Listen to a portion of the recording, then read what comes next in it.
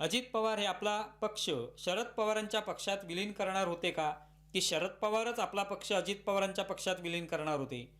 सुप्रिया सुळे यांना केंद्रात मंत्रिपद देण्यात येणार होतं, हाही त्यातलाच एक पतंग. ते मंत्रिपद देण्यात येणार होतं तर ते या विलिनीकरणाच्या चर्चेतच ठरलं असेल, तर मग ते भाजपाला न सांगताच ठरवलं का? केंद्राचं मंत्रिपद द्यायचं तर ते केंद्रातील वरिष्ठ नेत्यांच्या कानावर घालावं लागेल, की आम्ही ठरवलंय त्यांना मंत्रिपद द्यायचं तर तुम्ही मंत्रिमंडळात सामावून घ्या, अशा पद्धतीने ते ठरणार.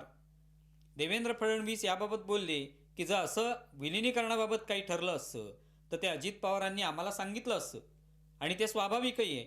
ज्या पक्षासोबत अजित पवारांचा पक्ष सत्तेत आहे त्यांना सांगितल्याशिवाय शरद पवारांची राष्ट्रवादी आणि अजित पवारांचा पक्ष यांच्यात विलिनीकरण होऊच शकलं नसतं. शिवाय ज्या शरद पवारांनी 2019मध्ये भाजपाला जनतेचा कौल असतानाही सत्तेपासून दूर ठेवलं, उद्धव ठाकरेंना मुख्यमंत्री बनवलं, त्या शरद पवारांना अजित पवार सोबत सत्तेत घेऊन येतील तेव्हा भाजपाला विचारावं लागेलच